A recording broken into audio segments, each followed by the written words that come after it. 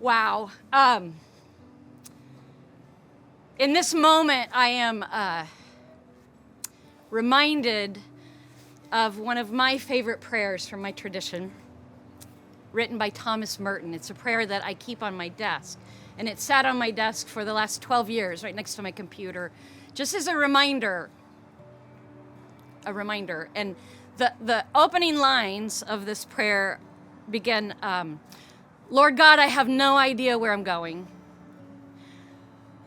I cannot see the road before me, and I do not know where it will end.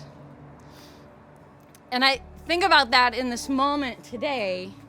I think about the moment when 7 years ago when Meg and I had a conversation, and we began sort of this dance of conversation, this question of, well, what if in this sea of no's, where there was this great vision for something really needed and a way to create dignity and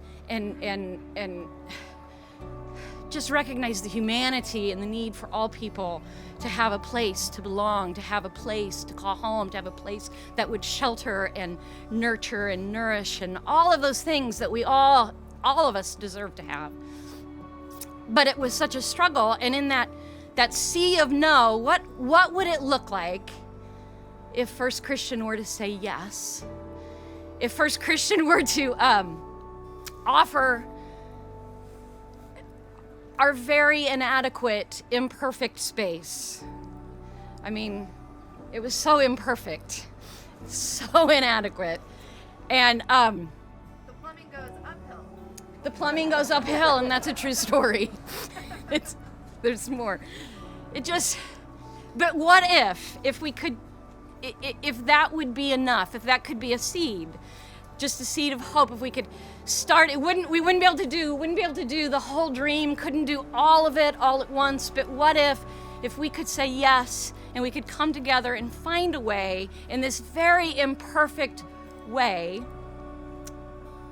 to plant a seed for the possibility that the bigger thing would come down the road. Even though we couldn't see how, we didn't know where it would end, we could not imagine it, just like Thomas Merton's prayer.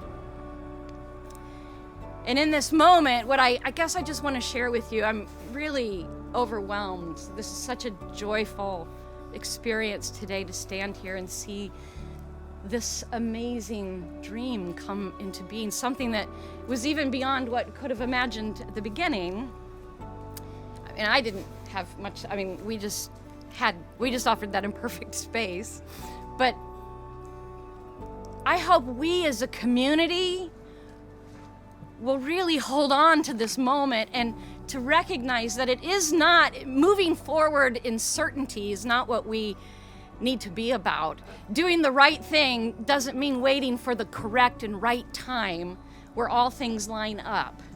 Sometimes it means we have to act without knowing exactly how it's going to go, and that we have to live into not certainty, but the mystery of possibility, and trust that the very first step will be the step that will lead us wherever it needs to be. That we as a community are stronger and we are better today because we believed in that and we worked together and moved in that direction. And I hope and I pray that we continue to live into the mystery of possibility and hope. And I can't leave without just recognizing that this is the longest night of the year. It's the winter solstice, and I can't think of a better way to hold a vigil of hope than to be here just rejoicing and celebrating in this beacon, this bright beacon of hope in our community that makes all of us stronger, all of us better, and blesses all of our lives. May this continue to be the great yes, the next seed, the next thing that moves us to strengthening our community in ways that we can't even imagine now. Thank you all for being here.